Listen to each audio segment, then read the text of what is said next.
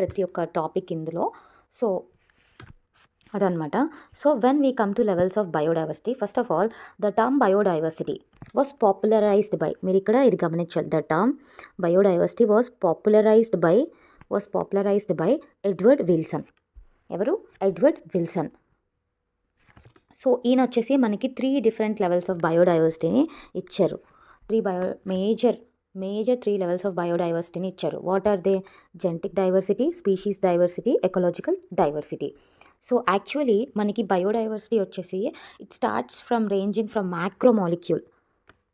Like see, biodiversity exists not only at a species level but at all levels of biological organization, ranging from macromolecules within the cells to biomes. Biomes means biotic community in a large area. Biotic community in a large area. So ఇప్పుడైతే మనము ఒకటి flow chart వేసుకోవచ్చు అనమాట. Like generally మ్యాక్రోమాలిక్యూల్ నుంచి మనకి start చేస్తే macromolecule to cell to genes to species to ecosystem and ecosystem to biomes. So ఇన్ని levels of మనకి బయోడైవర్సిటీ అనేది జరుగుతుంది. సో అందులో ఎడ్వర్డ్ విల్సన్ ఏం చేశారంటే so he given 3 major levels of biodiversity. What are they? Genetic diversity, species diversity and ecological diversity. So coming to the genetic diversity means diversity at a level of genes with respect to alleles. So diversity of jeans with in a species. మనకి genetic డైవర్సిటీలో ఏమవుతుందంటే with in a species మనకి diversity అనేది చూస్తాం. Like for example mango varieties తీసుకోండి, దశేహరి, ఇంకా బనగనపల్లి, ఇంకా చాలా varieties ఉన్నాయి కదా మ్యాంగోస్లో.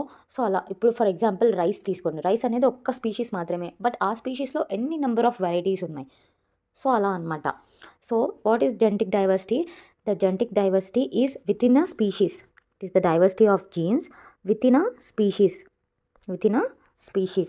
A single species may show high diversity at the genetic level over its distribution. So మనకైతే టెక్స్ట్ బుక్లో 3 ఎగ్జాంపుల్స్ అయితే ఇచ్చారు. ఫస్ట్ వన్ వచ్చేసి రావుల్ఫియా వామిటోరియా. ఏంటి? రావుల్ఫియా వామిటోరియా. ఈ రావుల్ఫియా వామిటోరియా అనేది ఒక medicinal plant which will be grown in the Himalayan రేంజెస్లో మనకి ఈ యొక్క ప్లాంట్ అనేది దొరుకుతుంది అనమాట. So it is used for treatment of బీపీకి యూజ్ చేస్తారు. It is used in the treatment of high blood pressure. So ఇదేంటంటే మనకి variation with respect to concentration చూపిస్తుంది అనమాట. సో మనకి ఏంటంటే రావుల్ఫియా వామిటోరియాలో ఒక యాక్టివ్ కెమికల్ ఉంటుంది, దాని పేరు ఏంటంటే రీసర్పైన్. సో మనకి క్వశ్చన్ ఇలా అడగచ్చు, సో మ్యాచింగ్ అడగచ్చు. రావుల్ఫియా వామిటోరియా యాక్టివ్ కెమికల్ ఏంటి? అందులో రీసర్పైన్. సో అది గుర్తుపెట్టుకోవాలి మనం. Reserpine is related to active chemical of Rauvolfia vomitoria. So this Rauvolfia vomitoria plant వచ్చేసి మనకి గ్రేట్ జెనెటిక్ వేరియేషన్ చూపిస్తుంది in terms of concentration, potency and concentration. In terms of potency and concentration of reserpine. So it is used for the treatment of blood pressure.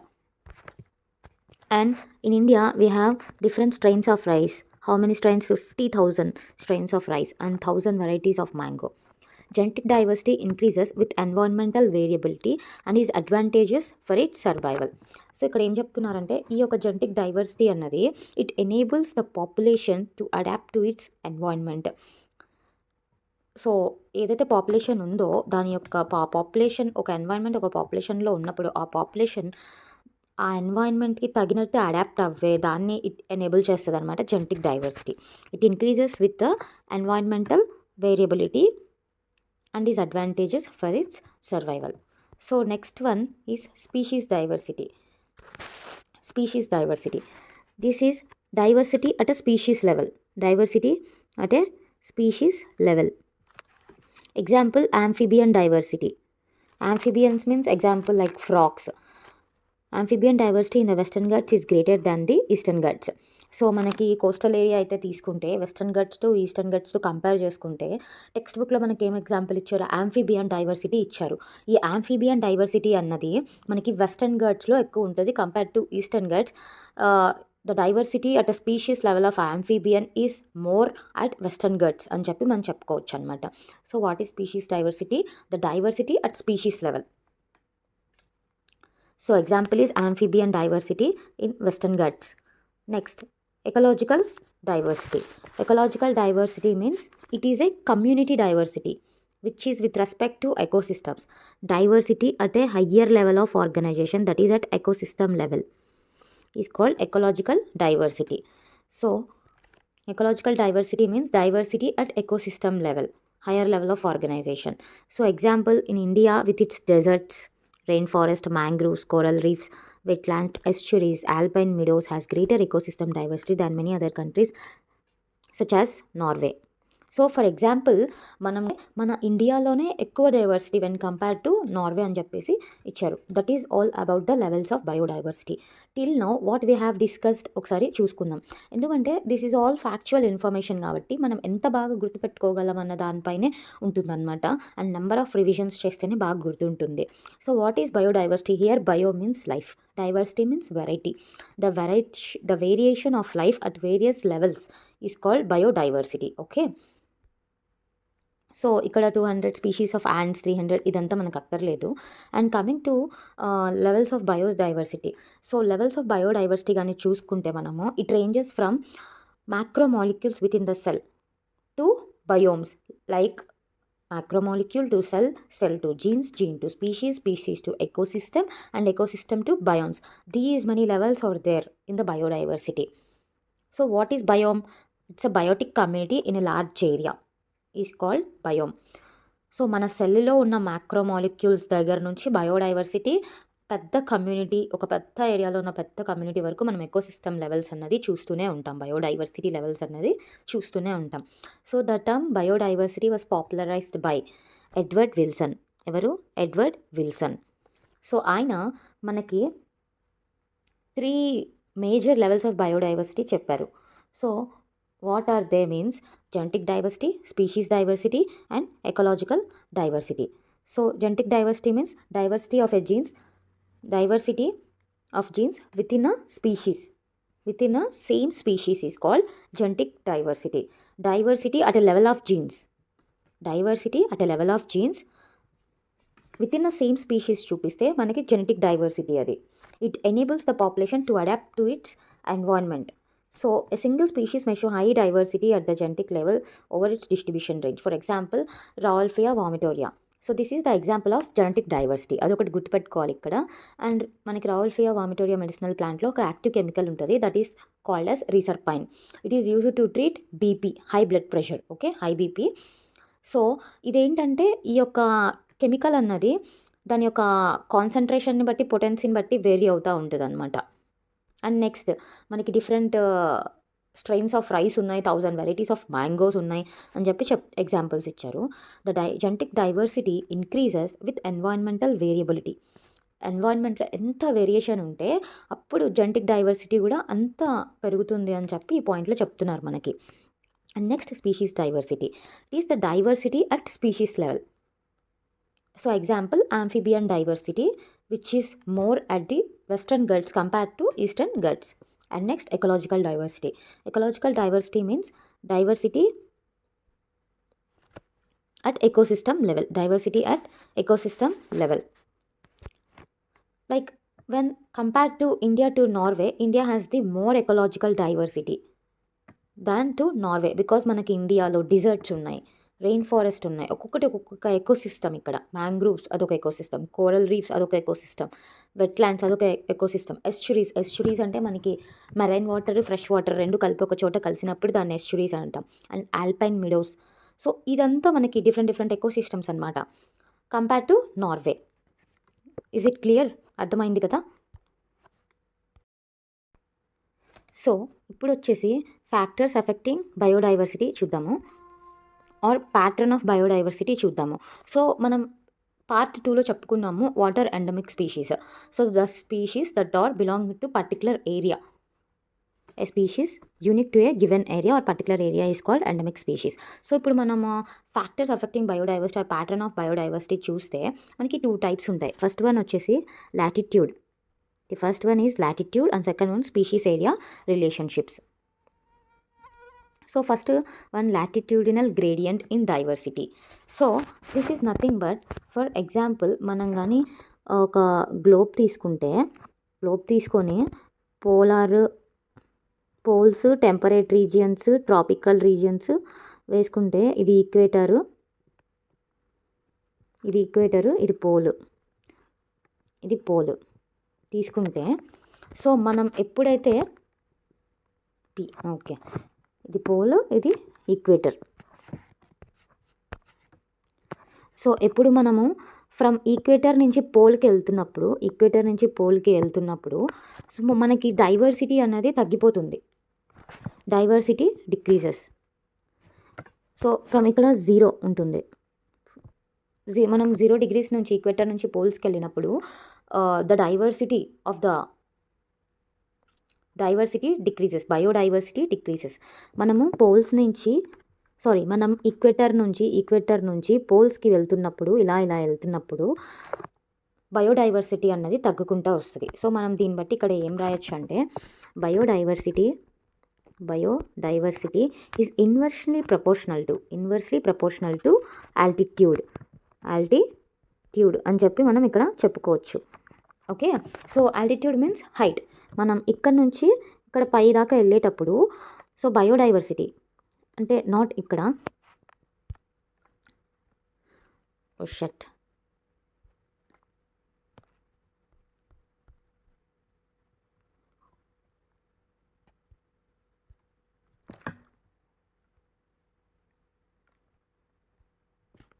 So మనం ఇక్కడ గ్రీన్ది చూడండి, ఇక్కడ నుంచి ఇట్లా పైకి వెళ్తున్నప్పుడు ఈక్వేటర్ నుంచి పోల్స్కి వెళ్తున్నప్పుడు సో బయోడైవర్సిటీ అన్నది తగ్గిపోతూ ఉందన్నమాట. So biodiversity is inversely proportional to altitude అని చెప్పేసి మనం ఇక్కడ చెప్పుకోవచ్చు.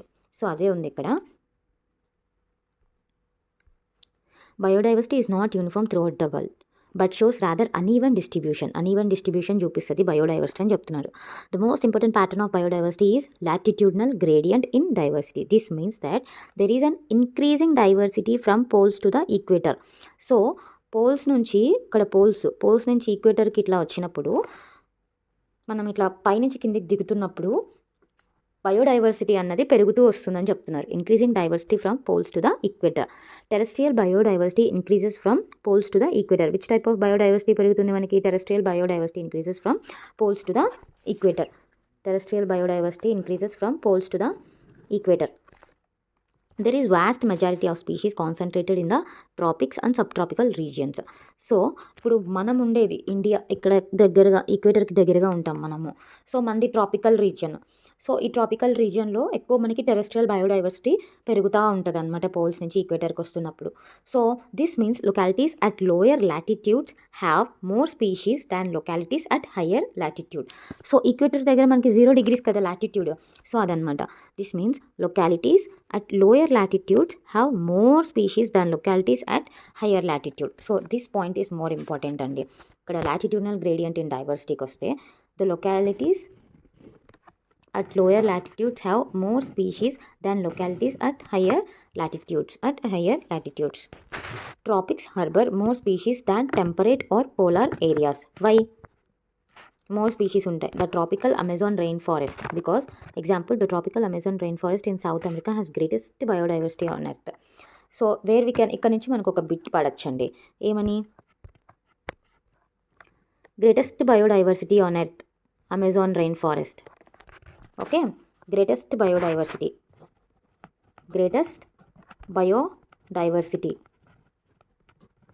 ఆన్ ఎర్త్ చూస్తే మనకి ఆప్షన్స్లో అమెజాన్ రెయిన్ ఫారెస్ట్ ఇస్తాడు, ట్రాపికల్ రెయిన్ ఫారెస్ట్ ఇస్తాడు. నాకు తెలిసి రెండు సేమ్ అనుకుంటున్నాను. Amazon rain forest in South America. So species diversity is more in the tropics. Okay, so ఈ పాయింట్స్ అన్నీ లాటిట్యూడ్ గ్రేడియంట్లో గుర్తుపెట్టుకోవాలి. నేను వేసిన డయాగ్రామ్ మీరు కానీ గుర్తుపెట్టుకుంటే ఈజీగా రాయొచ్చు. 0 degrees లోయర్ లాటిట్యూడ్స్లో ఎక్కువ బయోడైవర్సిటీ ఉంటుంది, ట్రాపిక్స్ రీజియన్లో మోర్ స్పీషీస్ ఉంటాయి. Okay, so when we're going to another example, ఇక్కడ మనకి ఒక ఎగ్జాంపుల్ ఇచ్చారు. Like Colombia, New York, Greenland. ఇక్కడ తిరిగి తీసుకుంటే ఇక్కడ దిస్ ఈజ్ ఈక్వేటర్, 0 లాటిట్యూడ్ ఉంది కదా, ఈక్వేటర్. ఇక్కడ number of species of birds చూడండి, number of species of birds తీసుకున్నారు వీళ్ళు. ఎంత అంటే 1400, మనకి 1400 టైప్స్ ఆఫ్ బర్డ్స్ అనేవి మనకి కొలంబియాలో ఉంటాయి. అండ్ నెక్స్ట్ న్యూయార్క్, లాటిట్యూడ్ పెరిగింది, స్పీషీస్ తగ్గాయి. నెక్స్ట్ గ్రీన్లాండ్, లాటిట్యూడ్ పెరిగింది, స్పీషీస్ తగ్గాయి. So it is clearly evident that latitude increases, the species diversity decreases. As the latitude increases, species diversity decreases. Okay, latitude పెరుగుతున్న కొద్దీ species diversity తగ్గుకుంటూ వస్తుంది, which is inversely proportional to each other. So what are the reasons for greater biodiversity in the tropics? So tropical రీజియన్స్లో ఎందుకు species అనేవి మనకి ఎక్కువ ఉంటాయి, greater biodiversity ఎందుకు చూస్తాము అని చెప్పి ఇక్కడ ఒక 3 రీజన్స్ మెన్షన్ చేయడం జరిగింది. సో ఫస్ట్ వచ్చేసి speciation with respect to function of time అనమాట, ఇచ్చారు ఇక్కడ మెన్షన్ చేయడం జరిగింది.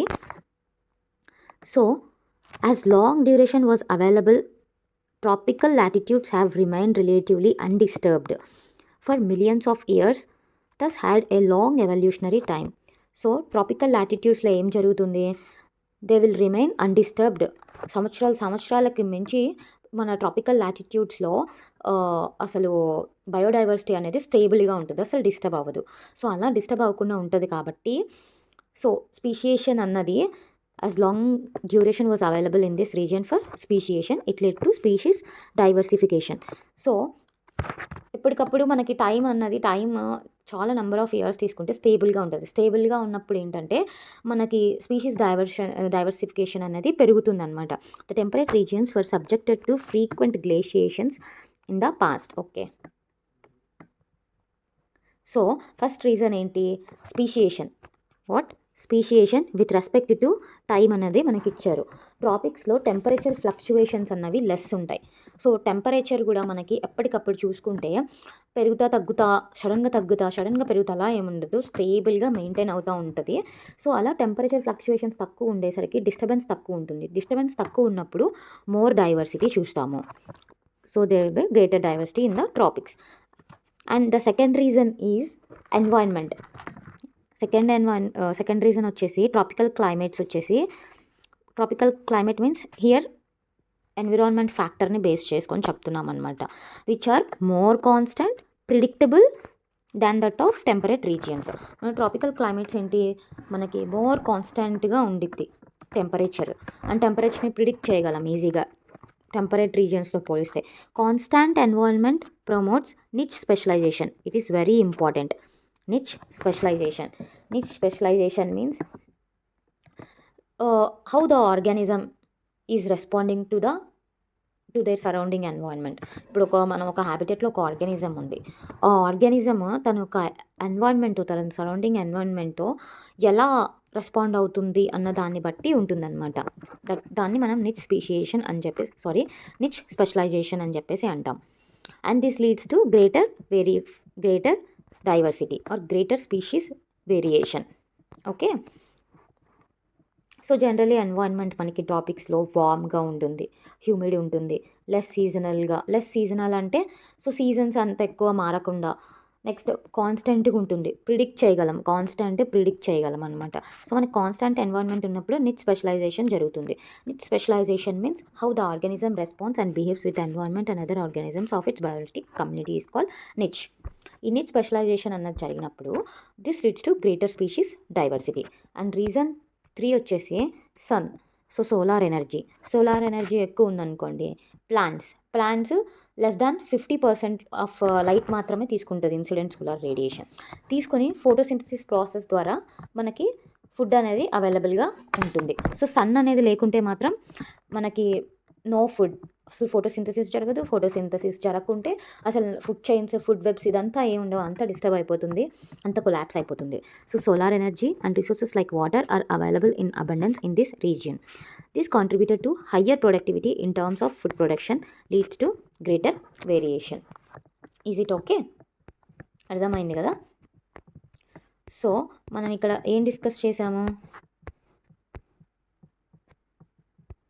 2 టైప్స్ ఉంటాయి ఫ్యాక్టర్స్ అఫెక్టింగ్ బయోడైవర్సిటీ. ఒకటి లాటిట్యూడ్ గ్రేడియంట్ ఇన్ డైవర్సిటీ అని చెప్పుకున్నాము. అందులో ఏంటంటే biodiversity is inversely proportional to altitude. So equator నుంచి పోల్స్కి వెళ్తున్నప్పుడు బయోడైవర్సిటీ మనకి డిక్రీజ్ అవుతూ వస్తుంది. సో ఇక్కడ ఎగ్జాంపుల్ ఇచ్చారు, as latitude increases the species diversity decreases. So why the reason ఇచ్చారు ఎందుకు ట్రాపిక్ రీజియన్స్లో మనము గ్రేట్ బయోడైవర్సిటీ చూస్తామని. సో ఫస్ట్ వన్ వచ్చేసి with respect to time speciation ఇచ్చారు. టెంపరేచర్ ఫ్లక్చువేషన్స్ ఇలాంటివంతా ఏముండవు కాబట్టి స్పీషియేషన్, సో మనకి డిస్టర్బెన్స్ అంత తక్కువ జరుగుతుంది కాబట్టి more biodiversity. And next second వచ్చేసి ఎన్వైర్న్మెంట్కి ఇంపార్టెన్స్ ఇచ్చారు. Constant environment, next predictable environment, it leads to niche specialization. And next solar energy means sun. So next species area relationship. Okay, the second factor is species area relationship. So ఇది చూడాలంటే ముందు first మనము what is the term species richness అనేది తెలుసుకోవాలి. Species richness అంటే the number of species per unit area is called species richness. For example ఇదొకటి అనుకోండి, ఇక్కడ ABCD అలా ఉన్నాయి ఫస్ట్ దాంట్లో, ఇక్కడ జస్ట్ 2 మాత్రమే ఉన్నాయి. సో ఇప్పుడు స్పీషీస్ రిచ్నెస్ ఎక్కువ ఎక్కడ ఉంది, ఫస్ట్ వన్ సెకండ్ వన్ అంటే మీరు ఏం చెప్తారు? First one. ఎందుకంటే ఇక్కడ నంబర్ ఆఫ్ స్పీషీస్ అన్నవి ఎక్కువ ఉన్నాయి, ABCDEFG అండ్ సో ఆన్. ఇక్కడ సెకండ్ వన్లో కేవలం A అండ్ B మాత్రమే ఉన్నాయి. So species richness means the number of species per unit area is called species richness. The more the number of species in an area, the more is the species richness. Okay, so మనకి ఇక్కడ ఈ species area రిలేషన్షిప్ని Alexander von Humboldt అనే అతను ఇచ్చాడు. దేన్ని observe చేసి ఇచ్చాడంటే ఆయన సౌత్ అమెరికా జంగిల్ని అబ్జర్వ్ చేసి, I think he observed that within a region species richness increased with increasing explored area, but only up to a limit. In fact, the relation between species richness and area for a wide variety of taxa turns out to be non-linear curve. On a logarithm scale, the relationship is a straight line described by a equation. So ఇక్కడ ఏమంటున్నారంటే species richness అంటే ఏంటో చూసాం. So ఆయన Alexander von Humboldt అనే అతను species area relationship. So మనకి ఇక్కడ ఒక బిట్ అడిగే ఛాన్స్ ఉంది మళ్ళీ. ఏంటి స్పీషీస్ ఏరియా రిలేషన్షిప్? ఎవరు? Alexander von Humboldt. ఇది గుర్తుపెట్టుకోవాలి. స్పీషీస్ ఏరియా రిలేషన్షిప్ ఎవరు ఇచ్చారు? Alexander von Humboldt. సో ఈయన ఏం చెప్పారు అని అంటే స్పీషీస్ రిచ్నెస్ ఈజ్ ఇంక్రీస్డ్. ఇక్కడ స్పీషీస్ రిచ్నెస్ ఇచ్చాడు. Species richness is increased with increasing the explored area. This is area. Species richness increase అవుతూ ఉంది, ఏరియా పెరిగే కొద్దీ స్పీషీస్ రిచ్నెస్ కూడా పెరుగుతూ వచ్చింది. But up to a limit. అది ఎప్పటి వరకు అంట? అప్ టు ఎ లిమిట్ వరకు అని చెప్పారు. In fact the relation between species richness and area for a wide variety of taxa తీసుకుంటే మనకి ఏమొచ్చింది? నాన్ లీనియర్ కర్వ్ వచ్చింది. ఏమొచ్చింది? Non linear curve. సో అదే మనం లాగరిథంలోకి కన్వర్ట్ చేసుకుంటే మనకి స్ట్రైట్ లైన్ వచ్చింది. ఏమొచ్చింది? Straight line. సో అది చెప్తున్నారు. సో దీనికి ఫార్ములా ఏంటంటే log S equal to log C plus Z log A, where S equal to species richness equal to area, log A means area, Z means slope of the line or regression coefficient, Y means intercept, C equal to Y minus intercept. ఇక్కడ ఏంటంటే more Z ఉందనుకోండి, like more slope ఉంటే more Z ఉందనుకోండి means slope. More slope ఉంటే they will increase area, increase species richness. అది గుర్తుపెట్టుకోవాలి ఇక్కడ. So మనకి స్లోప్ ఇంక్రీజ్ అవుతుంది అని అంటే ఏరియా పెరుగుతున్నట్టు, స్పీషీస్ రిచ్నెస్ పెరుగుతున్నట్టు. ఓకే, ఇప్పుడు ఇందాక చెప్పుకున్నాం కదా, జెడ్ మోర్ ఏరియా పెరిగే కొద్దీ స్పీషీస్ రిచ్నెస్ పెరుగుతూ వస్తుంది అని చెప్పి. సో ఇక్కడ మనకు ఒక వాల్యూ ఇచ్చారు 0.1 to 0.2. ఈ వాల్యూ వచ్చేసి at country level, like for India అనుకోండి, కంట్రీ లెవెల్లో ఇంత అని చెప్పేసి చెప్తున్నారు. అండ్ నెక్స్ట్ సెకండ్ది ఇది వచ్చేసి కాంటినెంటల్ లెవెల్. సో ఇక్కడ ఎంటైర్ కాంటినెంట్ తీసుకున్నారు.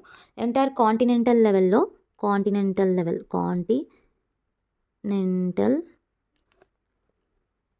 లెవెల్, కాంటినెంటల్ లెవెల్ తీసుకుంటే ఏరియా పెరిగితే మనకేమవుతుంది, స్లోప్ అన్నది ఇంకా స్టీప్గా వస్తుంది, more steeper slope. And next 1 to 1.5 sorry 1.15. So ఈ 1.15 అన్నది very important. This is at which level? For example, for frugivorous means fruit eating birds and mammals in the tropical forest of the different continents. Different continental level means ఇక్కడ మనము ఏం చెప్పుకున్నాం, this is country level, this is at continental level, this is at different continental లెవెల్స్లో frugivorous species related. For example, for frugivorous means fruit eating birds or mammals in the tropical forest of different continents, the slope would be 1.15. Okay, ఇది గుర్తుపెట్టుకోవాలండి. What do steeper slope means in the context? So a simplified explanation to the biology teachers. So ఇక్కడ ఏంటంటే నేను ఇందాక ఈ గ్రాఫే మనకి ఇక్కడ explain చేస్తున్నారు. ఏం చేస్తున్నారు అని అంటే, the curve shows that species richness increase with increase in area to certain extent and it approaches a stable state or equilibrium state. చెప్పుకున్నాం కదా ఇందాక. సో మనకి ఏరియా ఇంక్రీజ్ అయ్యే కొద్దీ మనకి స్పీషీస్ రిచ్నెస్ అనేది పెరుగుతూ ఉంటుంది, but up to some extent. ఆ ఎక్స్టెంట్ ఎప్పటి వరకు అంటే when it reaches to up to equilibrium state వరకు. And it does not indicate specific rate at which species richness increases with reference to area. So increase in the slope indicates increase in size. మనకి slope పెరుగుతుంది అని అంటే, slope అన్నది మనకి పెరుగుతుంది అంటే like ఇక్కడ చూడండి, ఇదొక స్లోపు అండ్ నెక్స్ట్ ఇదొక స్లోప్. సో ఇట్లా స్లోప్ పెరుగుతుంది అంటే మనకి జెడ్ ఇంక్రీజ్ అవుతుందని. జెడ్ ఇంక్రీజ్ అవ్వడం అంటే it indicating increase in species richness. For example, this is extra 45 degree scale తీసుకుంటే మన జెడ్ వాల్యూ వచ్చేసి 1.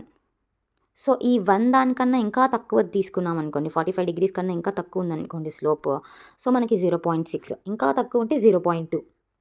సో అదే ఇక్కడ మెన్షన్ చేశారు. If the slope is less than Z, it is less than 1.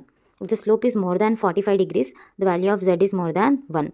Now it is easy to understand the value of z in a tropical rainforest is more than 1. Okay, ఇది గుర్తుపెట్టుకోవాలి. Tropical rain ఫారెస్ట్లో species richness Z value ఎంత ఉంటుందంటే 1, more than 1 ఉంటుంది మనకి. So మనకి 45 degrees కన్నా తక్కువ ఉందనుకోండి స్లోప్, లెస్ దాన్ 1 ఉంటుంది. 45 డిగ్రీస్ కన్నా ఎక్కువ ఉందనుకోండి జెడ్ వాల్యూ మోర్ దాన్ 1 ఉంటుంది. So that's all. ఇక్కడ వరకు క్లియరా? సో ఇప్పుడు ఏం చెప్పుకున్నాం మనము ఇందులో, factors affecting the biodiversity or pattern of biodiversity చూసాం. ఫస్ట్ మనం ఏం డిస్కస్ చేసాం, వాట్ ఈస్ బయోడైవర్సిటీ, ఎవరు పాపులరైజ్ చేశారు? ఎడ్వర్డ్ విల్సన్ అనే అతను ద టర్మ్ బయోడైవర్సిటీ పాపులరైజ్ చేశారు. 3 levels ఆఫ్ బయోడైవర్సిటీ ఇచ్చారు: genetic level, species level and at ecosystem level or ecological diversity. ఇవి చదివాము. And next factors affecting biodiversity or pattern of biodiversity తీసుకుంటే 2 ఉంటాయి మనకి. ఫస్ట్ వన్ వచ్చేసి latitude gradient in diversity and second one ఈ species area relationship. Latitude gradient in diversity తీసుకుంటే from equator to poles species richness decreases. So ట్రాపిక్స్లో మనకి more greater biodiversity అనేది చూస్తాము. సో అది ఏంటి, ఎందుకు ట్రాపిక్స్లో అన్నది మనకి 3 reasons ఇచ్చారు. In terms of time, in terms of sun and in terms of environment 3 reasons ఇచ్చారు. And second one species area relationship. So మనకి నాన్ లీనియర్ కర్వ్ అనేది వస్తుంది ఫస్ట్, అలెగ్జాండర్ వాన్ హంబోల్ట్. అసలు చాలా ఇంపార్టెంట్. స్పీషీస్ ఏరియా రిలేషన్షిప్ మ్యాచింగ్లో మనల్ని అడిగే chance ఉంటుంది. Species area relationship Alexander von Humboldt. So what is species richness? Number of species per unit area is called species richness. Alexander von Humboldt అనే అతను observe చేసి మనకి ఈ యొక్క గ్రాఫ్ ఇవ్వడం జరిగిందనమాట. ఆయన ఏం చెప్తారంటే, first species richness to area తీసుకుంటే మనకి నాన్ లీనియర్ కర్వ్ అన్నది వచ్చింది. సో మనకు అర్థం అవ్వడం కోసం దాన్ని లాగరిథం స్కేల్లో కన్వర్ట్ చేస్తే అప్పుడు మనకి స్ట్రైట్ లైన్ వచ్చిందనమాట. సో ఇక్కడ log s equal to log c plus z log a గుర్తుపెట్టుకోవాలి. ఎస్ అంటే species richness, A means area, z means slope, that's all. C means Y minus intercept. So ఇక్కడ ఏంటంటే మనకి లెస్ దాన్ 45 degrees ఉంది అని అంటే మనకి స్లోప్ అన్నది లెస్ దాన్ 1, బిలో 1 వస్తుంది మనకి వాల్యూ. అట్ కంట్రీ లెవెల్ తీసుకుంటే సమ్ 0.1 to 2 వస్తుంది. అటు కాంటినెంటల్ లెవెల్ తీసుకుంటే 0.6 to 1.2 వస్తుంది. అదే ట్రాపికల్ రెయిన్ ఫారెస్ట్కి తీసుకుంటే 1.15 వస్తుంది అనమాట. And not tropical rain forest some at different continental tropical ఫారెస్ట్లో తీసుకుంటే డిఫరెంట్ కాంటినెంట్స్ ఫ్రూగివోరస్ రిలేటెడ్ 1.15. సో అది మనకి ఇక్కడ ఎక్స్ప్లెయిన్ చేశారు. మోర్ దాన్ 45 degrees వస్తే మోర్ దాన్ 1 ఉంటుంది slope value of Z. Less than 45 degrees కానీ స్లోప్ ఉంటే జెడ్ వాల్యూ బిలో 1 ఉంటుంది. సో ఇక్కడ వరకు క్లియర్ కదండి. సో ది నెక్స్ట్ టాపిక్ వచ్చేసి importance of species diversity to the ecosystem. So species diversity ఎకోసిస్టమ్కి ఎందుకు అంత ఇంపార్టెంట్ అని చెప్పేసి ఇక్కడ మనకి 2 ఎక్స్పెరిమెంట్స్ ద్వారా చెప్పడం జరిగింది. సో అవేంటి అని చెప్పేసి చూద్దాము. So first of all, communities with more type of species, that is more biodiversity, tend to be more stable than those with less number of type of species. So stable communities generally withstand disturbances, whether it may be natural or man-made. Okay. So ఇక్కడ మనం మెయిన్గా గుర్తుపెట్టుకోవాల్సింది ఏంటంటే మీకు ఇందాక చెప్పాను, ఇక్కడ ఇలా ఒక 2 వేసి ABCD అండ్ ఇక్కడ వచ్చేసి ఓన్లీ A అండ్ B మాత్రమే. ఇప్పుడు స్పీషీస్ రిచ్నెస్ మనకి ఎక్కడ ఉంది?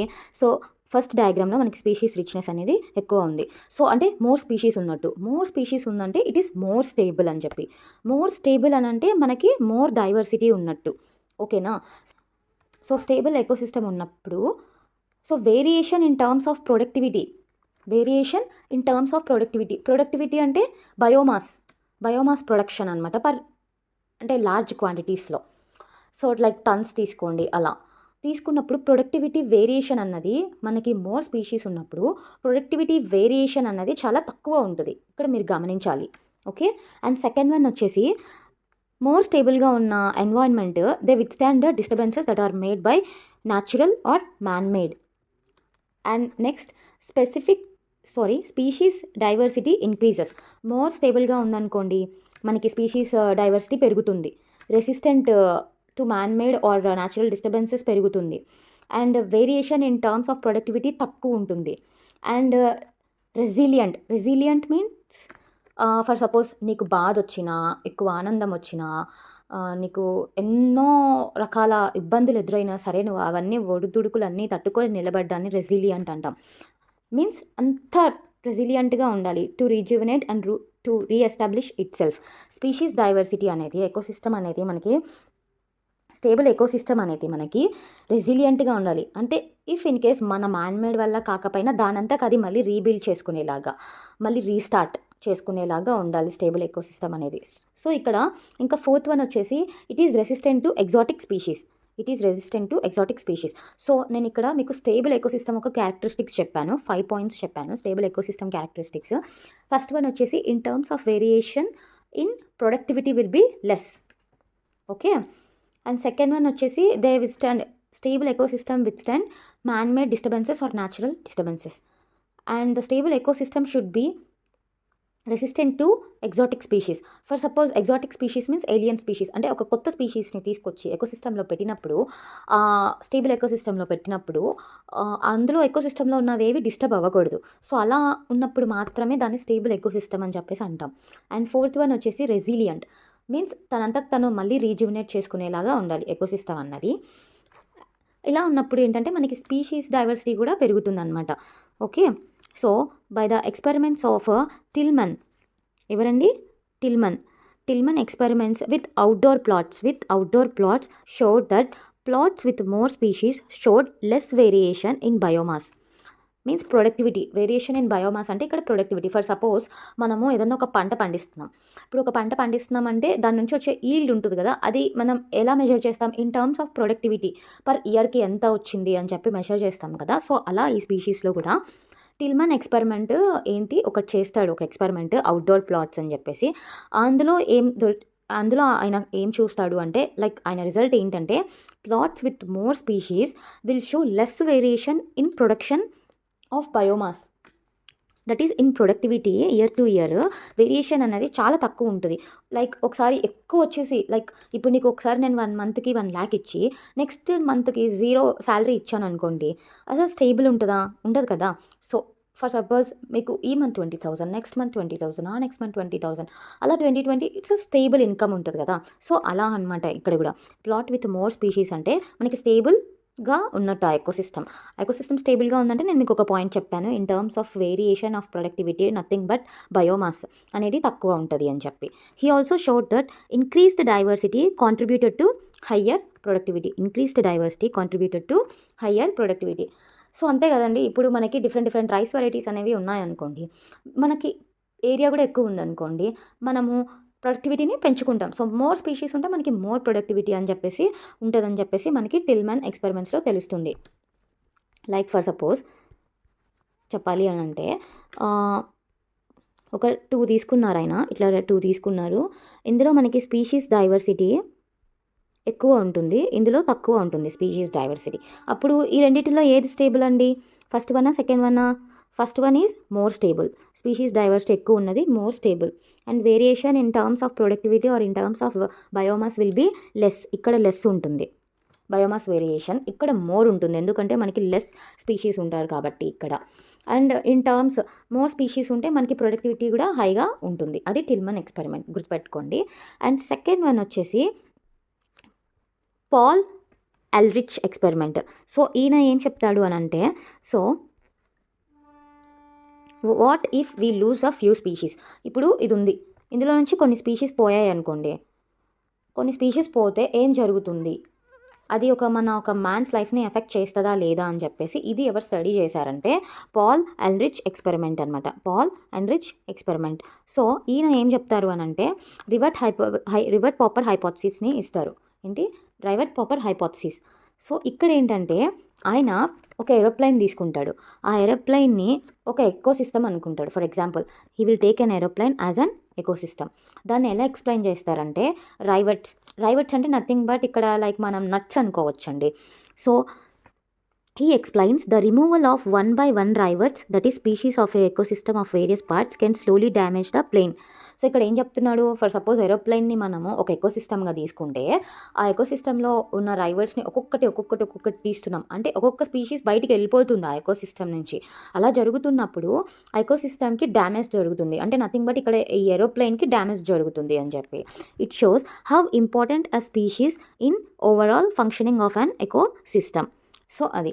సో ఇంకొకటి ఏం చెప్తాడు అంటే ఆయన ఇక్కడ రైవర్ట్స్ని మనకి స్పీషీస్తో పోలుస్తాడు, ఏరోప్లేన్ని ఎకోసిస్టమ్తో పోలుస్తాడు. అండ్ ఇంకొకటి ఉంటుంది, removing a rivet from a seat or some other relatively minor important parts may not damage the plane, but removal of rivet from a part supporting the wing can result in a crash. Likewise, removal of critical species. So it is most important.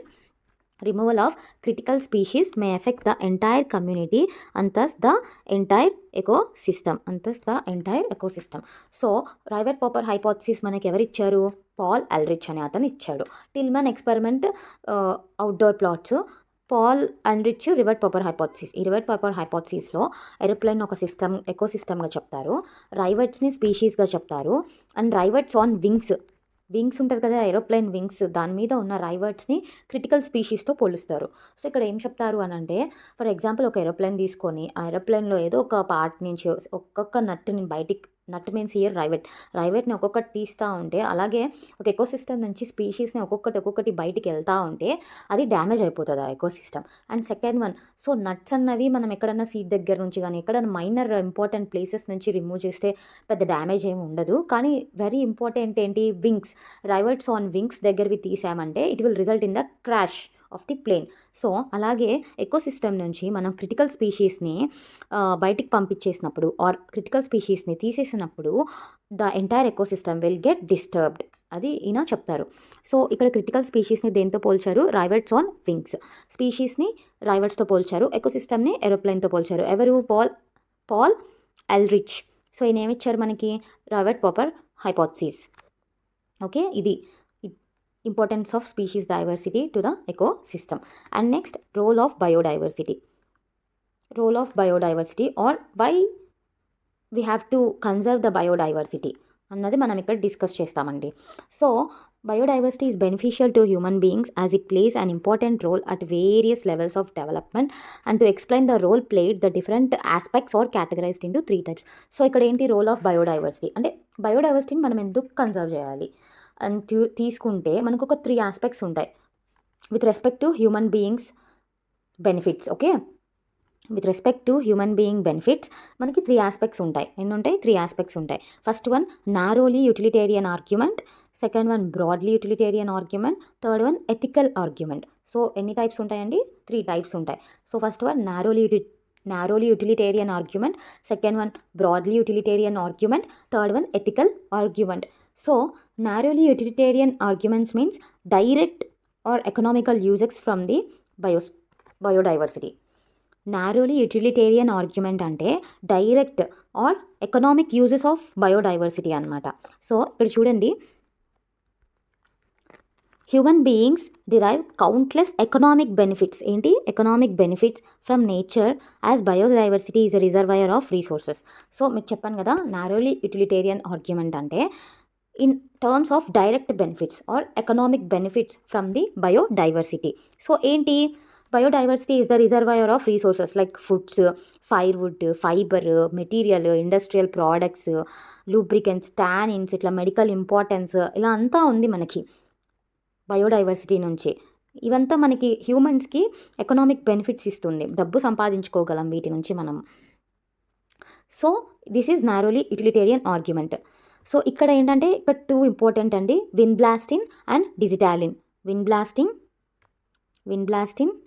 And digitalin గుర్తుపెట్టుకోండి. ఇక్కడ vinblastine it is the anti cancer drug vinblastine from Vinca rosea. V for V గుర్తుపెట్టుకోండి, V for V. So vinblastine from Vinca rosea and digitalin from foxglove plant, that is Digitalis purpurea.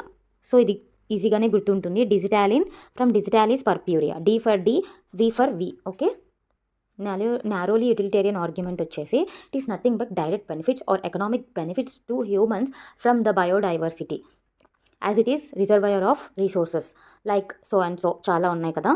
So వాటిలో ఇక్కడ మనకి ఇచ్చిన ఎగ్జాంపుల్స్లో విన్బ్లాస్టిన్ అని ఇస్తాడు matching. So ఇందాక మనం ముందు డిస్కస్ చేసాం కదా మ్యాచింగ్. సో ఇదంతా కలిపి మనకు ఒక సెట్ ఆఫ్ మ్యాచింగ్గా ఇవ్వచ్చు. So vinblastine from Vinca rosea, it is a medicinal plant. And next digitalin from foxglove plant or foxglove plant అని ఇచ్చి దాని యొక్క సైంటిఫిక్ నేమ్ అడగచ్చు, ఆర్ డిజిటాలిస్ పర్ప్యూరియా అని. ఆర్ లేదంటే దాని నుంచి కెమికల్, మెడికల్ ఇంపార్టెన్స్ ఉన్న కెమికల్ ఏంటి, digitalin from foxglove plant, that is Digitalis purpurea to treat cardiac problems. So దేన్ని ట్రీట్ చేస్తారు ఇక్కడ, కార్డియాక్ ప్రాబ్లమ్స్. ఇందాక బీపీకి చూసాము, బీపీకి ఏది చేస్తారండి, రావుల్ఫియా వామిటోరియా. అందులో ఏముంటుంది మనకి, రీసర్పైన్ అనే యాక్టివ్ కెమికల్ ఉంటుంది. సో ఇక్కడ వచ్చేసి ఈ డిజిటాలిన్, విన్బ్లాస్టిన్ వచ్చేసి మనకి కార్డియాక్ ప్రాబ్లమ్స్ కోసం హెల్ప్ అవుతుంది. These are obtain from diverse living organisms which are economically important. Bioprospecting nations endowed with rich biodiversity can expect to reap enormous benefits. Okay, so ఇక్కడ వచ్చేసి ఇంతే అండి important, narrowly utilitarian argument. And next one broadly utilitarian argument. Broadly utilitarian argument అనేవి indirect uses అనమాట, or ecosystem services. ఏం services చేస్తుంది or మన indirect uses ఏంటి, it explains that biodiversity play a major role in many ecosystem services that nature provides for which we cannot put a price tag. మనం ఒక price tag పెట్టలేం, we cannot fix its price. To exemplify this, so మనకి examples ఇచ్చారు. Amazon produces 20% of total oxygen in the earth atmosphere. So మనకి Amazon rain forest ఉంది కదా, so వాటికి మనం ఏమంటాం, లంగ్స్ అంటాం, గ్రీన్ లంగ్స్ అంటాం. సో అమెజాన్ రెయిన్ ఫారెస్ట్ నుంచి మనకి 20% ఆఫ్ టోటల్ ఆక్సిజన్ అన్నది వస్తుంది ఎర్త్ అట్మాస్ఫియర్లో 20% ఆఫ్ ఆక్సిజన్ మనకు కేవలం అమెజాన్ రెయిన్ ఫారెస్ట్ నుంచి వచ్చింది. And next pollination, 20% of total oxygen from Amazon rainforest. And next, pollination by pollinating agents like bees, birds, bats, etc., without which plants do not produce fruits and seeds. There are other benefits also, the one which cannot be measured in terms of money, like aesthetic pleasure derived by taking a walk in the woods. So ఇక్కడ వచ్చి మనకి pollination important. And total earth అట్మాస్ఫియర్లో oxygen ఎక్కువ ఏది ఇస్తుంది అంటే 20% Amazon rain forest అన్నది important అనమాట. సో బ్రాడ్లీ యూటిలిటేరియన్ ఆర్గ్యుమెంట్ అంటే we cannot put a price tag. మనకి బయోడైవర్సిటీ నుంచి వచ్చేదానికి మనం వెలకట్టలేమన్నమాట. సో, లైక్ పాలినేషన్ లేదంటే అసలు మనకి ఏమంటారు, ప్లాంట్స్ అన్నవి సీడ్స్ కానీ, ఫ్రూట్స్ కానీ ప్రొడ్యూస్ చేయవు. ఓకే. సో, దానివల్ల మొత్తం ఎకోసిస్టమ్ డిస్టర్బ్ అయిపోతుంది. అండ్ నెక్స్ట్ ఎక్కువ ఫ్లవర్స్ ఉన్నాయి, లేదంటే ఇక్కడ రూట్స్ మీన్స్ ఫారెస్ట్ అనమాట. సో, అలా నడుస్తున్నప్పుడు నేచర్ ఒక బ్యూటీని చూసి చాలా ఎక్సైట్ అవుతామన్నమాట. సో, ఆ ఎస్థెటిక్ ప్లెజర్‌కి మనం వెలకట్టలేము. సో, అదనమాట ఇక్కడ ఇచ్చారు. And next one ethical argument. Ethical argument means ఇక్కడ ఏంటంటే నో ఆర్గానిజం ఈజ్ యూజ్లెస్. అంటే it relates to what we owe to plants, animals, and microbe species with which we coexist on this planet. The moral duty to care and pass on biological legacy to future generation is the need of the hour, as every species has intrinsic value. So ethical argument means ఇక్కడ ethics అనమాట. అంటే no organism is useless. ఇక్కడ మనం ఎకోసిస్టంలో వాటితో పాటు, నేచర్తో పాటు మనం coexist అవుతున్నాం. సో ఒక దాన్ని ఈజీగా తీసి పారేయలేం. సో అక్కడ మనకి ఎథిక్స్ అనేవి ఉండాలి. As every species has intrinsic value. Okay, అర్థమైందా? What is the role of biodiversity or why we have to conserve the biodiversity means మనకి ఇట్లా నారోలీ యూటిలిటేరియన్ ఆర్గ్యుమెంట్ అంటే డైరెక్ట్ ఆర్ ఎకనామిక్ బెనిఫిట్స్ వస్తాయి. So అందులో example vinblastine and digitalin. Okay. And next broadly utilitarian argument means we cannot put a price tag. So indirect or ecosystem services. And next ethical argument, as every species has an intrinsic value. Okay. And next we are going to discuss about the threats to biodiversity. What are the threats to biodiversity? So మనకి threats అన్నవి 4 major causes ఉన్నాయి. ఎన్ని causes ఉన్నాయి? 4 major causes ఉన్నాయి. దాన్ని మనం ఏమంటాం? Evil quartet అంటాం. Evil means it is like some bad. Quartet means 4. Okay, 4 major causes threats ఉన్నాయి మనకి స్పీసీస్ ఎక్స్టింక్షన్ ఇన్ ద వరల్డ్లో. సో ఫస్ట్ వన్ వచ్చేసి habitat loss and fragmentation. And second one is over exploitation. What is it? Over exploitation. And third one is invention of alien species. And fourth one is co extinctions. So ఈ 4 మనకి threats to biodiversity. So ఇవేంటి అన్నవి ఇప్పుడు discuss చేద్దాము. So చాలా easy topic అండి. So habitat loss and ఫ్రాగ్మెంటేషన్కి వస్తే, here the habitat loss, this is the major most important cause for loss of biodiversity. ఏంటి? The most important cause for loss of biodiversity is habitat loss. So ఇక్కడ మనకి ఏంటి habitat loss దేనివల్ల జరుగుతుంది? Deforestation చేస్తే మనకి హ్యాబిటాట్ లాస్ అన్నది జరుగుతుంది. It leads to species extinction in forest. Tropical rain forest once covering 14% of earth land surface is now not more than 4%.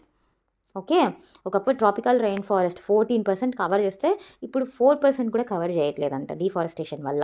So మనకి ఫారెస్ట్ కొట్టేస్తే ఆ ఫారెస్ట్లో ఉన్న ఎకోసిస్టమ్స్, స్పీషీస్ అవన్నీ డిస్టర్బ్ అయిపోతాయి, ఎక్స్టింక్ట్ అయిపోతాయి. And next one conversion of forest land to agriculture land. So ఇక్కడ ఎలా మనకి హ్యాబిటాట్ లాస్ అవుతుంది?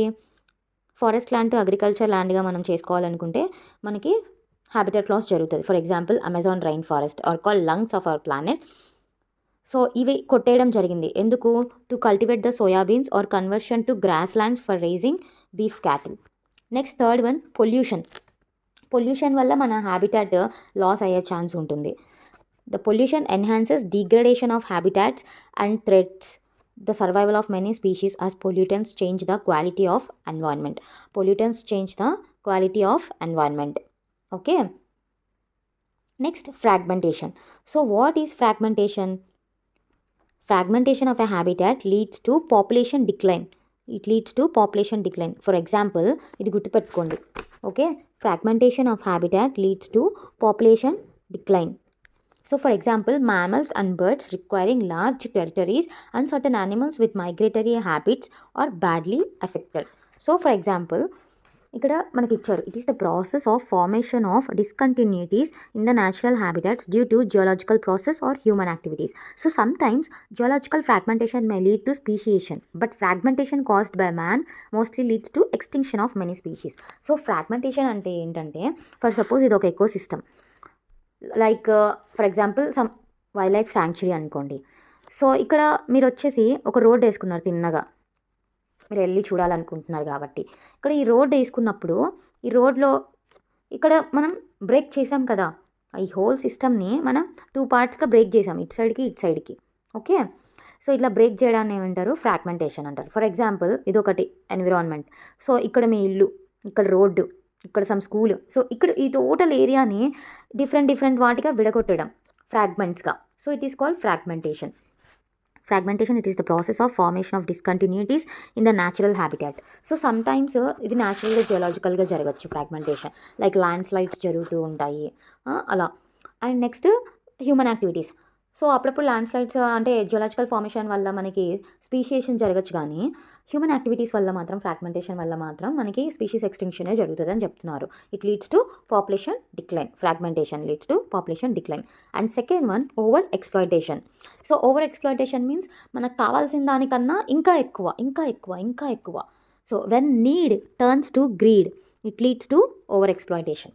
When need turns to greed, it leads to over exploitation. So example, Steller sea cow, passenger pigeon are extinct due to overexploitation by humans. The existence of many commercially important marine fishes are endangered as they are over-harvested. So మనకి అవసరం ఉన్న దానికన్నా ఇంకా ఎక్కువ కావాలి అని అనిపించడం వల్ల ఓవర్ ఎక్స్ప్లాయిటేషన్ జరుగుతుంది. సో ఇక్కడ ఎగ్జాంపుల్స్ ఇచ్చారు, passenger pigeon and Steller sea cow. ఇవి ఆల్రెడీ ఎక్స్టింక్టెడ్ అనమాట due to over exploitation. These are extincted. So మనకి ఎగ్జామ్లో ఇది ఇవ్వచ్చు, Steller sea cow and passenger pigeon endangered or extinct species అనమాట due to over exploitation. And ఇంకా marine fishes కూడా ఇంకా డిమాండ్ చేసేసరికి they are near to extinct అనమాట, endangered as they are over harvested. So invasion of alien species, third one threat. So ఇక్కడ ఏంటంటే కొత్తవి, ఎగ్జాటిక్వి. When exotic species or alien species are introduced into a habitat, they turn invasive and establish themselves at the cost of indigenous species, organisms which occur naturally in a particular region. So ఒక ఎకోసిస్టంలోకి, ఒక హ్యాబిటాట్లోకి మనము ఒక new స్పీషీస్ని తీసుకొచ్చేసామనుకోండి, అవి ఎలా అవుతాయి? So అవి ఇండిజినస్గా మారుతాయి, అవే ఇంకా గ్రో అవుతాయి అన్నమాట. సో ఇంతకు ముందు ఉన్నవి గ్రో అవ్వవు. సో కొత్తవే అవే న్యాచురల్గా గ్రో అవుతాయి, పర్టికులర్గా అన్నట్టు గ్రో అయిపోతాయి అన్నమాట at the cost of indigenous species. Okay, for example nail parch. It is a some nail parch introduced into, it is a fish. Nail parch is a fish introduced into Lake Victoria in Eastern Africa led to extinction of 200 species of cichlid fish in the lake. Okay, so invasion of alien species అని చెప్పాం కదా. ఇక్కడ ఏంటంటే nail parch అనే ఒక fish ఒక లేక్లోకి enter చేశారు, పంపించారు, ఇన్వెషన్ చేశారనమాట. చేసినప్పుడు మనకి 200 స్పీషీస్ ఆఫ్ సిక్లిడ్ ఫిష్ అన్నవి ఎక్స్టింక్ట్ అయిపోయినాయి ఆ న్యూ స్పీషీస్ని మనం హ్యాబిటాట్లోకి వేయడం వల్ల. Okay, and illegal introduction of exotic African catfish, that is Clarias gariepinus for aquaculture purposes is posing a threat to indigenous catfishes. So ఏంటి, ఒక ఎగ్జాటిక్ ఆఫ్రికన్ క్యాట్ ఫిష్ని ఆక్వాకల్చర్ కోసం వేయడంలో ఇండిజినస్ క్యాట్ ఫిషెస్కి ప్రాబ్లం వచ్చిందండి. And next, when exotic invasive weeds like carrot grass, parthenium, carrot grass. So ఇది మాత్రం గుర్తుపెట్టుకోవాలి, ఇది కూడా important. When exotic and invasive weeds like the carrot grass, like that is parthenium. ఇంకో పేరు కూడా ఉంది, congress grass. So congress grass అన్న, క్యారెట్ గ్రాస్ అన్న, parthenium. And Spanish flag, lantana, water hyacinth, Eichhornia are introduced into our ecosystems. They not only damage the environment but also threaten the very existence of native species. Like ఏంటి, parthenium, next lantana, water hyacinth, that is Eichhornia. Eichhornia is also known as terror of Bengal. It is a weed. These are all weeds anamata. Ivi exotic weeds. Ivi Parthenium, which is also called as Congress grass or carrot grass. Next, Lantana, which is a Spanish flag, and water hyacinth, Eichhornia, which is also known as terror of Bengal. Ivi introduce చేసినప్పుడు so native species అన్నవికి threat వచ్చిందనమాట. And next, coextinction. Co-extinction means in an obligate co-extinction. Co means extinction means అంతరించిపోవడం. Co means కలిసి. ఇప్పుడు for suppose నువ్వు నేను ఒక party అనుకోండి, నాకు ఒకే దాంట్లో బిజినెస్లో ఇన్వెస్ట్ చేశాము. ఇప్పుడు నాకు లాస్ వచ్చిందంటే మీకు లాస్ వచ్చినట్టే కదా నాతో పాటు మీరు ఉన్నందుకు. సో అది కో ఎక్స్టింక్షన్ అంటే. In an obligate association between A plant and an animal, if a plant become extinct, the animal also become extinct, as seen in parasite and host association. If the host become extinct, the parasite meets the same fate. Another association which explains co-extinction is plant pollinator mutualism. అసలు pollinators లేకపోతే plants ఎక్కడి నుంచి వస్తాయి? Seeds produce అవ్వవు, fruits produce అవ్వవు pollinators లేకపోతే. ఇందాక ఈ పాయింట్ డిస్కస్ చేసుకున్నాం కదా. సో అదండి. So what are the threat to biodiversity? మనకి 4 కాజెస్ ఉన్నాయి.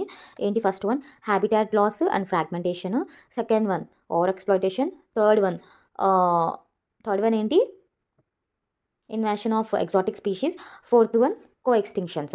సో మనకి ఎగ్జాంపుల్స్ అన్నవి చాలా ఇంపార్టెంట్ అండి ఇందులో. సో ఎగ్జాంపుల్స్ అన్నవి more important. So first one ఏం లేకపోయినా సరే Steller sea cow pigeon be Steller sea cow, passenger pigeon, these are over exploited and extincted species. Next, nail perch, it's a exotic species, it's a fish. And next, African catfish is also exotic fish. And the weeds like Parthenium, Lantana, Eggcornia are also exotic species of weeds. Co-extinction examples వచ్చేసి plant pollinator mutualism and host and parasite association. Okay, ఇక్కడ క్లియరా అండి? So the next topic is methods of conservation of biodiversity. Okay, how do we conserve biodiversity? So generally మనకి ఇక్కడ 2 options ఉన్నాయండి. 2 main types of conservations ఉన్నాయి. So how do we conserve biodiversity? There are 2 main types of conservation options. So first one is in situ conservation, second one is ex situ conservation. ఈ in situ conservation అనేది మనకి ideal conservation strategy. So what is the ideal conservation strategy to conserve the biodiversity? In situ conservation. In situ conservation is the ideal conservation strategy to conserve the biodiversity. And the ex situ conservation అనేది మనకి ఎలా ఉపయోగపడుతుంది అని అంటే backup solution లాగా ఉపయోగపడుతుంది. So backup solution to in situ conservation projects. Okay, so how many methods are there to conserve the biodiversity? 2 types. So what are they? In situ conservation, ex situ conservation. In situ conservation means in situ conservation, it is the ideal conservation strategy to conserve the biodiversity. And this ex situ conservation strategy మనకు ఎలా ఉపయోగపడుతుందంటే as a backup solution to the in situ conservation projects. So మనకి ఈ flow chart చూడండి. So methods of conservation of బయోడైవర్సిటీకి వస్తే in situ conservation, ex situ conservation. In situ means on site conservation, ex situ means off site conservation. So మనకి ఈ in situ conservation వచ్చేసి 2 types actually 2 types ఉంటాయి. ఏంటంటే అవి hotspots and second one వచ్చేసి protected areas. So ఏంటి? In situ conservation actually మనకి 2 types ఉంటాయి. First one hotspots, second one protected areas. So ఈ ప్రొటెక్టెడ్ ఏరియాస్ అంటే మనకి ఇవన్నీ వస్తాయి. National parks, sanctuary, biosphere reserves. ఈ 3 మనము పార్ట్ 2 ఆఫ్ బయోడైవర్సిటీ వీడియోలో చదువుకున్నాం, ప్రొటెక్టెడ్ ఏరియాస్ కింద వస్తాయని చెప్పేసి. అండ్ ఎక్స్ situ కన్జర్వేషన్ కింద మనకి ఏమొస్తుందంటే cryopreservation, in vitro culture, gene bank. ఈ 3 examples ex situ conservation. So మనల్ని ఇలా కూడా అడగచ్చు, ఇక్కడ నుంచో మనకి బిట్టుపడచ్చు. So cryopreservation is the example of in situ or ex situ preservation, or on site conservation or off site conservation. So అలా అడుగుతారు. So okay, so first of all what is hotspots అనేది మనం చూద్దాం. So first of all what is in situ conservation means the process of protecting an animal species in it's natural habitat. So in situ కన్జర్వేషన్ని మనం ఏమంటాం? On site conservation అని కూడా అంటాం. Because ఎందుకంటే యానిమల్స్ని మనము న్యాచురల్ హ్యాబిటాట్లో ప్రొటెక్ట్ చేస్తాం కాబట్టి on site conservation or in situ conservation అని చెప్పేసి అంటాం. అండ్ నెక్స్ట్ బయోడైవర్సిటీ హాట్స్పాట్స్ అని మనకున్నాయి. ఈ బయోడైవర్సిటీ హాట్స్పాట్స్ అనేవి ఏంటంటే they will have high species richness ఉంటుంది. హాట్స్పాట్స్లో ఏంటంటే స్పీషీస్ రిచ్నెస్ ఎక్కువ ఉంటుంది and high degree of endemism ఉంటుంది. So endemism means nothing but endemic species ఉంటాయి. అంటే ఓన్లీ దట్ పర్టికులర్ ఏరియాలో మాత్రమే ఉండే స్పీషీస్ ఉంటాయి అన్నమాట. సో వేరే ఎక్క చోట ఉండవు. ఫర్ సపోజ్ మనకి కేవలం ఏపీలో ఉండేవి మాత్రమే, లైక్ ఫర్ సపోజ్ ఒక నేషనల్ పార్క్ తీసుకున్నాం. ఆ నేషనల్ పార్క్లో కొన్ని ఉంటాయి, అవి అందులో మాత్రమే ఉంటాయి, ఇంకా వరల్డ్ ఎక్కడికి వెళ్ళినా ఉండవు. సో అట్లాంటి వాటిని మనం ఎండమిక్ స్పీషీస్ అంటాం అనమాట. సో ఈ బయోడైవర్సిటీ హాట్స్పాట్స్లో మనకి స్పీషీస్ రిచ్నెస్ అనేది ఎక్కువ ఉంటుంది, and high degree of endemism కూడా ఎక్కువ ఉంటుంది, and high degree of threat కూడా ఎక్కువ ఉంటుంది. So what is biodiversity hotspot? It is a biogeographic region with a significant reservoir of biodiversity that is under threat of extinction from humans. Under threat of extinction from humans, they are its biologically richest and most threatened terrestrial ecoregions. So మనకి question ఇలా అడగచ్చు. So what are the richest and most threatened terrestrial ecoregions అని చెప్పంటే biodiversity hotspots.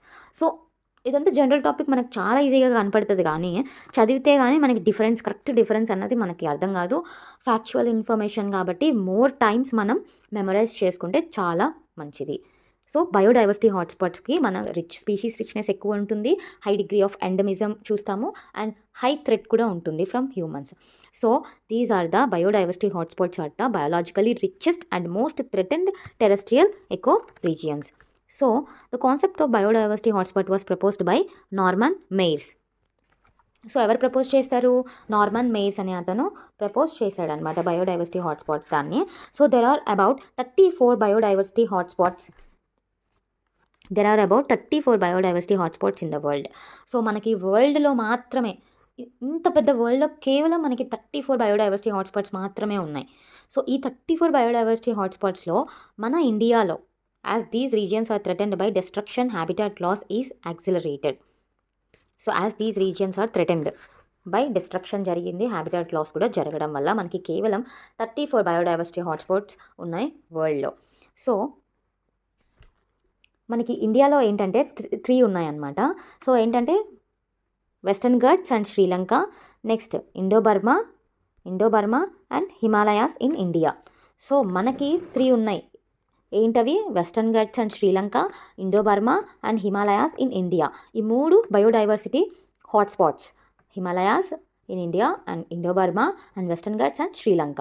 So ecologically unique and biodiversity rich regions are legally protected as biosphere reserves. Biosphere reserves ఎన్ని ఉన్నాయి? మనకి 18. ఎన్ని ఉన్నాయండి? 18 is Panna in Madhya Pradesh. So how many biospheres are there? 18 biospheres are there. 18.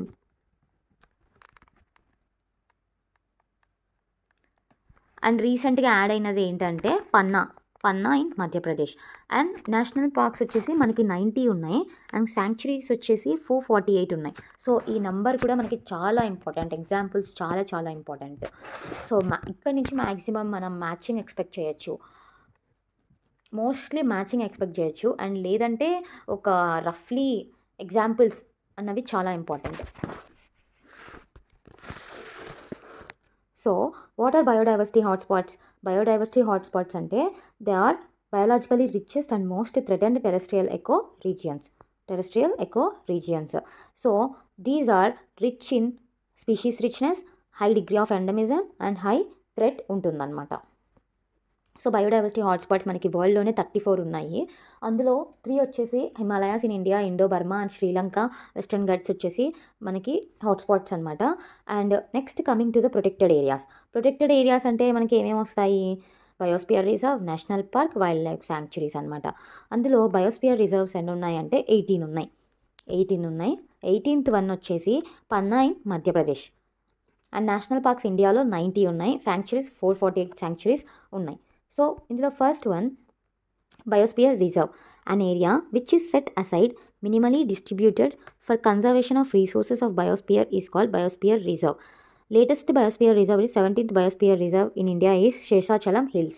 Okay, so మనకి 18th biosphere reserve ఏదండి? Panna in Madhya Pradesh. 18th okay, 17th biosphere reserve is Sheshachalam Hills and 18th one Panna in Madhya Pradesh. Biosphere reserve means an area which is set aside for the conservation of resources of biosphere. Okay, and next national parks ante ఇక్కడ 2 flora ఉంటుంది, fauna ఉంటుంది. Okay. National park is a natural habitat. It is a natural habitat strictly reserve for the protection of natural life.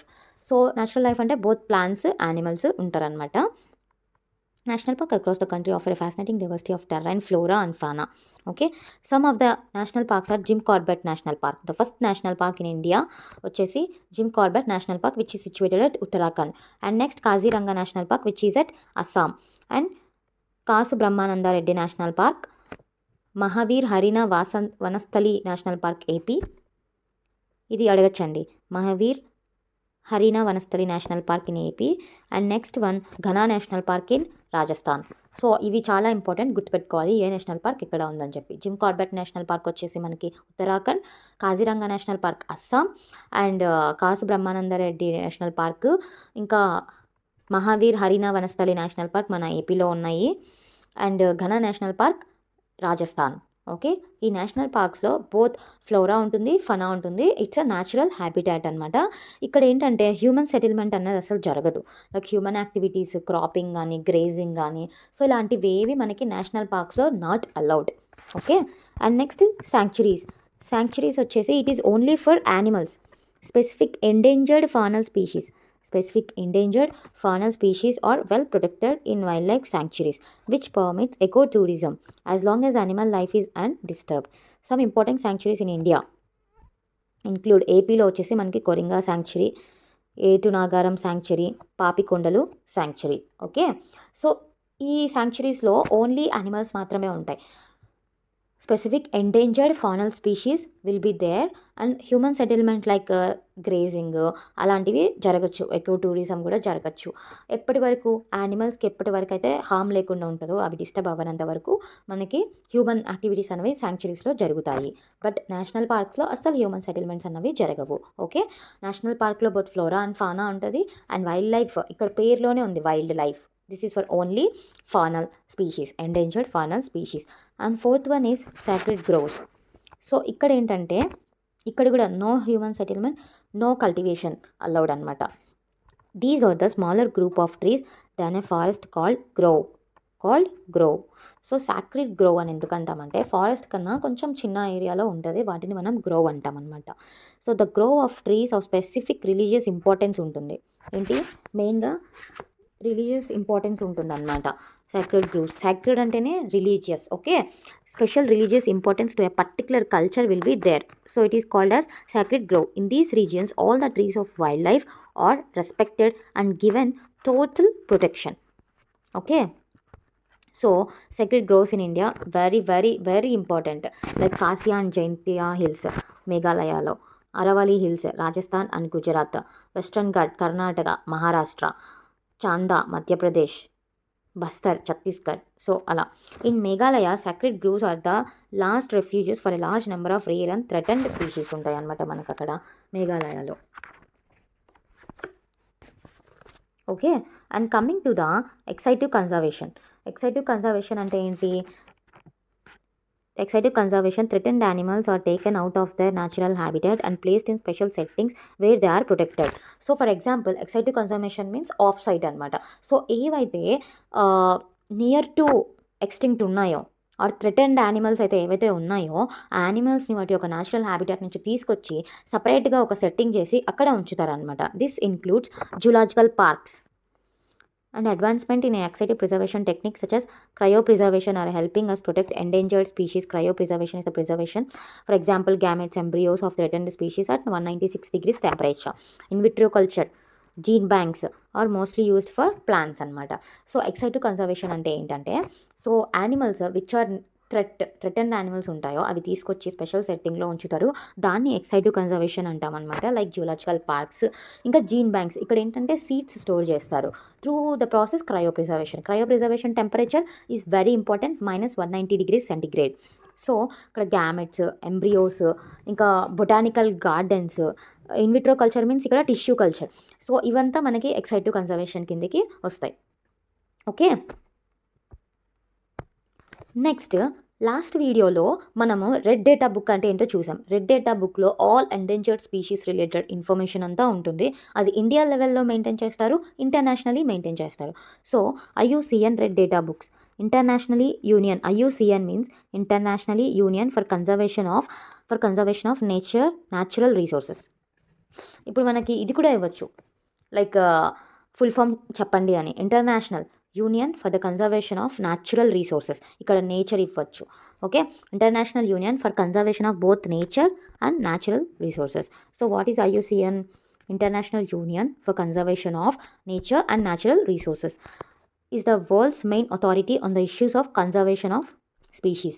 So conservation of స్పీషీస్లో the main authority ఒకటి ఉంటుంది. అది ఏంటంటే IUCN. IUCN means International Union for Conservation of Nature and Natural Resources. Okay, all the threatened species are all the endangered species are listed in red data books published by the IUCN. These species are classified into different categories based on the degree of risk. Okay, so threatened species మనకి red data బుక్లో ఇంకొంచెం డెప్త్గా మనకి inter లెవెల్లో ఇచ్చారు. Red data బుక్లో మనకి actually వాటి యొక్క డిగ్రీ ఆఫ్ రిస్క్ని బట్టి 3 కేటగిరీస్గా డివైడ్ చేస్తారు. So what is this? Critically endangered. Critically అంటే మోస్ట్ ఇంపార్టెంట్, గుర్తుపెట్టుకోండి. Critically endangered means immediate future. ఏంటది? Immediate future. Endangered means medium term future. Vulnerable means long term future. Okay, so ala based on the degree of risk, the threatened species are categorized into 3 types, which are critically endangered and next critically endangered vulnerable species. Vulnerable species means they have some long term future extinct అవ్వడానికి. అదే critically endangered అయితే there immediate future అనమాట. అంటే ఇమ్మీడియట్గా అవి extinct అయ్యే chances ఉంటాయి. So అవి okay. So the next topic is conservation of wild life in India. So conservation of wild life in India మనం త్రూ ఎలా చేయగలము అని అంటే లెజిస్లేషన్, ప్రిజర్వేషన్ అండ్ ఆర్గనైజేషన్స్ అనేవి ఉన్నాయి. So coming to the legislation, so under the provision of wild life act. Wildlife act ఏ ఇయర్లో వచ్చిందండి? మనకి 1972లో వచ్చింది. వైల్డ్ లైఫ్ యాక్ట్ ఎప్పుడు వచ్చింది? 1972. అదే ప్రాజెక్ట్ టైగర్ అయితే 1973లో వచ్చింది. గుర్తుపెట్టుకోండి. So killing wildlife act of 1972 ప్రకారం ఏంటంటే killing endangered wild animals is strictly prohibited and trading wildlife products like rhinos horns, elephant tusk, so cheetah skin ఇలాంటివంతా ప్రోడక్ట్స్ని ట్రేడ్ చేయడం it's a punishable offence. Okay, so what will come under the wildlife protection act of 1972? So killing of endangered species is strictly prohibited and killing of endangered species is strictly prohibited and wild life ప్రోడక్ట్స్ని trade చేయడం punishable offence. And next preservation అంటే ఇప్పుడే discuss చేసాం. Through protected areas like national park, sanctuaries, biosphere reserve, sacred groves. Okay, to rivers to protect variety of flora and fauna. And next organizational protection. So different organizations అనేవి setup అయ్యాయి to prevent the destruction of India's wild life or to conserve the India's wild life అనమాట. అందులో the most important వాటి యొక్క ప్లేసెస్తో సహా చాలా important. So first one వచ్చేసి wild life protection society of India which is present at Dehradun. Wild life protection society of India మనకి డెహ్రాడూన్లో ఉంది. And zoological survey of India మనకి కల్కటాలో ఉంది. సో నెక్స్ట్ కన్వెన్షన్స్ తీసుకుంటే, సో కన్వెన్షన్స్ ఆన్ బయోడైవర్సిటీ తీసుకుంటే, conventions means nothing but meetings, summits. So మనకి ఈ biodiversity related 2 summits అయితే జరిగాయి. ఫస్ట్ వన్ వచ్చేసి ఎర్త్ సమ్మిట్, సెకండ్ వన్ వచ్చేసి వరల్డ్ సమ్మిట్. సో ఈ ఎర్త్ సమ్మిట్ అనేది మనకి 1992లో రియో డి జెనెరోలో జరిగింది. అండ్ వరల్డ్ సమ్మిట్ వచ్చేసి మనకి 2002లో జరిగిందండి. ఆన్ సస్టైనబుల్ డెవలప్మెంట్ జోహాన్స్బర్గ్, అది సౌత్ ఆఫ్రికాలో జరిగిందనమాట. World summit on sustainable development. So అదేంటంటే 190 కంట్రీస్ వరల్డ్ సమ్మిట్లో పార్టిసిపేట్ చేశాయి అప్పుడు 2002లో. సో వాళ్ళు ఏం చెప్పారంటే బై 2010 బయోడైవర్సిటీ లాస్ అన్నది తగ్గించాలి. The loss of biodiversity at global, region and local levels must be reduced అని చెప్పేసి వాళ్ళు తీసుకోవడం జరిగిందనమాట. Next threatened species in India. అస్సలు దీని గురించి ఎంత ఎక్కువ సార్లు మనం మెమరైజ్ చేసుకుంటే అంత మంచిదని చెప్పాలండి. ఎందుకంటే దీని నుంచి మనకి బిట్స్ అడిగే ఆర్ మ్యాచింగ్ అడిగే అవకాశం చాలా చాలా చాలా ఉంది. If in case paper tough అని అనుకున్నప్పుడు మనం ఇక్కడ నుంచి బిట్ ఎక్స్పెక్ట్ చేయొచ్చు అనమాట. సో ఇందులో వాటి యొక్క common names and scientific names ఉన్నాయి. సో ఖచ్చితంగా గుర్తుపెట్టుకోవాలి. Threatened species in India. The Asiatic lion Panthera leo persica. Next blackbuck, antelope cervicapra. Next red panda, Ailurus ఒకార్కియస్. Kashmiri stag, Cervus elaphus hangul. Elephant, Elephas maximus indicus. Siberian crane, Grus leucogeranus. So mostly ప్రతిదీ గుర్తుపెట్టుకోవాలండి. So మనకి కనీసం ఒక్కటి కాకపోయినా ఒక్కటన్నా గుర్తుంటాయి ఇవన్నీ గుర్తుపెట్టుకుంటే. సో మనకి కొంచెం బిట్ అనేది బయటికి వెళ్ళకుండా మనం పెట్టి రాగలము. So these are most important అండి, ఖచ్చితంగా చదవండి. సో దీంతో మన biodiversity topic up to intermediate level complete అయిపోయింది. సో ఏంటండి బయోడైవర్సిటీలో మనకి ఫారెస్ట్ వచ్చింది, ఫ్లోరా ఫౌనా అంటే ఏంటి, and their interrelationships with organisms, and deforestation and its causes, conservation of forest and wildlife చదువుకున్నాము. అండ్ ఇందులో ఎకాలజీ పార్ట్ డీల్ చేసామన్నమాట, బయోడైవర్సిటీ పార్ట్ డీల్ చేసాము ఇంటర్మీడియట్ లెవెల్లో. సో ఈ టాపిక్ ఇంతటితో ఫినిష్ అయింది. ప్లీజ్ మీకు కానీ నేను ఎంత టైంలో కూడా నాకు హెల్ప్ అవుతుంది అండ్ నాతో పాటు ఇంకా ఎవరికైనా హెల్ప్ అవ్వచ్చు అని చెప్పేసి ఈ వీడియో చేయడం జరిగింది. సో ప్లీజ్ మీకు ఎంతో కొంత హెల్ప్ అయింది అని అనుకుంటే సబ్స్క్రైబ్ చేసుకోండి, వీడియో లైక్ చేయండి అండ్ మీ వాళ్ళకి షేర్ చేయండి. So thank you.